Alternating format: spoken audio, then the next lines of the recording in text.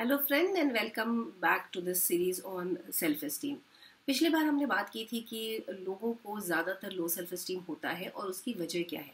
उसमें मैं एक बात ऐड करना चाहूँगी कि ऐसा नहीं है कि जिनके जिनके पास बहुत टैलेंट है या जो बहुत इंटेलिजेंट है, जिनके मार्क्स आते हैं या जिनके अचीवमेंट्स है या जो बहुत अच्छे दिखते हैं, उनका सेल्फ एस्टीम हमेशा पॉजिटिव होता है। ऐसा बिल्कुल भी नहीं है, क्योंकि देखिए यहाँ पर ये समझने की बहुत ज़्यादा ज़रूरत है कि मैं कैसी दिखती हूँ इसके ऊपर मेरा सेल्फ एस्टीम डिपेंडेंट नहीं है।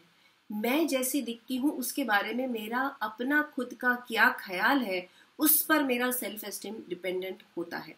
So even if I have lots of achievement and I believe that no, I don't have any achievement, I would still suffer from low self-esteem.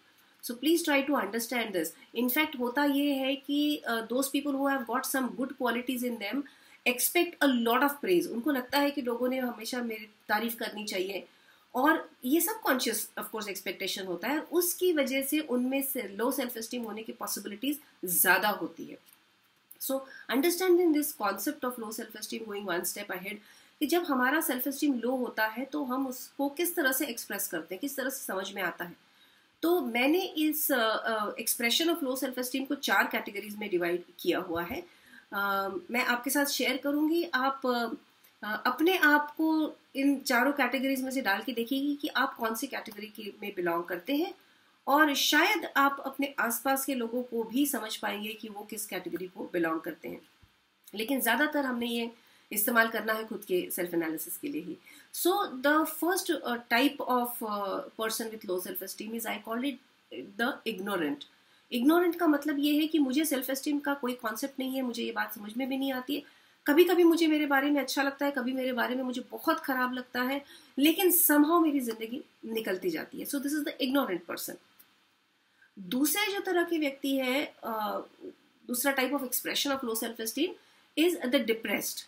ये डिप्रेस्ड वो व्यक्ति होता है कि जिसको कंटिन्यूस ये फीलिंग होता है कि मैं अच्छा नहीं हूं या मैं अच्छी नहीं हूं, और हर सिचुएशन में कहीं पर भी कुछ भी हो रहा हो वो हर व्यक्ति से अपने आप को कंपेयर करता है, और मुझ में कितनी प्रॉब्लम्स है, मैं कितना अच्छा नहीं हूं, मेरी लाइफ कितनी खराब है, इसी के ऊपर उसका फोकस होता है।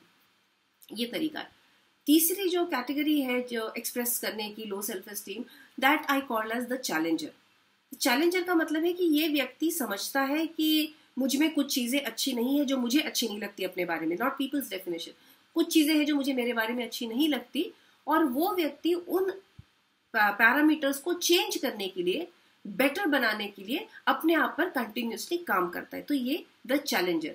इसका मतलब ये नहीं है कि इसको बुरा नहीं लगता, उसको कंटिन्यूसली फील भी होता है, मगर डिप्रेस्ड रहने की बजाय दिस पर्सन प्रेफर्स कि मैं बेटर बनते जाऊं जैसे समय के साथ में। अनफॉर्चुनेटली इन लोगों के साथ एक प्रॉब्लम ये है कि अगर वो बेटर भी बनते गए, अचीवमेंट्स भी होते गए, लेकिन अगर उनको खुद को इस बात का एहसास नहीं है, तो वो अपने आप को तब भी दूसरों के नजरिए से ही देखेंगे और लो सेल्फ एस्टीम होने के चांसेस बहुत ज्यादा है। चौथा, सबसे डेंजरस, सबसे डिफिकल्ट और सबसे common expression of low self esteem, इसको कहते हैं द नार्सिसिस्ट।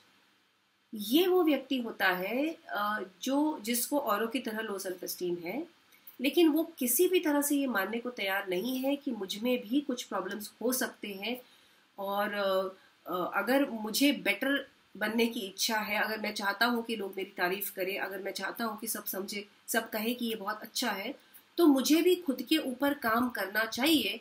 ये वो व्यक्ति एक्सेप्ट करने को बिल्कुल भी तैयार नहीं है, मगर हमको सुपीरियर फील तो करना है। तो ये सुपीरियर फील करने के लिए एक अजीब सा साइकोलॉजिकल फिनोमेना यहाँ पर चलता है। देखिए, सबकॉन्शियस लेवल पर जानबूझकर ये कोई करता नहीं है। इसका मैं बहुत एग्जाम्पल सिंपल समझाती हूँ आपको, कि अगर आपको मैं एक पेड़ से लकड़ी तोड़कर 2 टुकड़े दे दूँ आपको, और आपसे कहूँ कि ये 2 टुकड़े जो एक साइज के हैं, इसमें से एक को दूसरे से लंबा बना दीजिए, तो क्या करने से एक टुकड़ा दूसरे से लंबा हो जाएगा? आपने सही समझा। अगर मैं दूसरे टुकड़े को काट देती हूँ, तोड़ देती हूँ, तो एक ऑटोमेटिकली दूसरे से बड़ा हो जाएगा। यही फिनोमिना सबकॉन्शियसली हमारे साइकोलॉजी में भी काम करता है, और जब कोई भी व्यक्ति बहुत सुपीरियर फील करना चाहता है, लेकिन वो एक्सेप्ट करके खुद के ऊपर काम करने को रेडी नहीं है, तो उसका नॉर्मल रिस्पॉन्स ये होता है कि अपने आसपास के बाकी लोगों को वो अक्सर नीचे खींचता रहता है। इंसल्ट करके लोगों की, बार बार ये बता के कि तुम अच्छे नहीं हो। मतलब अगर आप बहुत अच्छे कपड़े पहन कर गए और 4 लोग आपकी तारीफ कर रहे हैं, तो ये व्यक्ति आपसे आके कहेगा डिजाइन अच्छा है यार, पर कलर तुम पे सूट नहीं कर रहा है, just to make you feel कि नहीं तुम उतने अच्छे नहीं हो। सो एक्चुअली वो व्यक्ति चाहता है कि मैं अच्छा हूं, लोगों का अटेंशन मुझे मिले, बट क्योंकि मैं उस पर फोकस नहीं कर रहा हूं, मैं ये भी नहीं देख सकता। तो ये फिनोमेना अक्सर काफी डेंजरस तरीके से देखा जाता है कि एक व्यक्ति जो ऑफिस में काम करता है वहां पर उसको कोई स्पेशल ट्रीटमेंट नहीं मिल रहा है, मे बी उसका बॉस काफी डोमिनेटिंग है, और मे बी उसको काम में बहुत अच्छी तरह समझ में नहीं आता है, पर जो दिन भर का फ्रस्ट्रेशन होता है वो घर पे आकर घर वालों को नीचा दिखाने में निकालता है। So domestic violence is a direct example of low self esteem in a narcissist. Wife जो है अगर वो फ्रस्ट्रेटेड फील कर रही है, हस्बैंड ध्यान नहीं दे रहे, हस्बैंड गुस्सा निकाल के चले गए, और उसमें भी अगर नार्सिसिस्ट ट्रेट है तो अक्सर बच्चों को नीचा दिखाती है। ऑफिस में देखा गया है कि लोगों को जब किसी और को तरक्की मिलती है तो 4 लोग बैठकर उस व्यक्ति के अगेंस्ट बात करते हुए दिखते हैं, अरे बॉस को चमचागिरी करेगा तो मिलने ही वाला है उसको, और किसी को कहीं एडमिशन मिल गई तो यार उसके फादर के पास इतने पैसे तो मिलने ही वाले हैं। सो बेसिकली दिस नार्सिसिस्ट जो है वो दूसरों को नीचा गिराकर टेम्पररीली खुद को स्पेशल फील कराने की कोशिश करता है, नाकामयाब कोशिश, क्योंकि यह जिंदगी भर तकलीफ चलते रहती है। तो ये 4 types, ignorant, depressed, challenger, narcissist. आप सोचिएगा जरूर, अपने सेल्फ एनालिसिस करिए, और इसके बाद में हम नेक्स्ट सेशन में नेक्स्ट स्टेप पर लो सेल्फ एस्टीम को समझने की कोशिश करेंगे।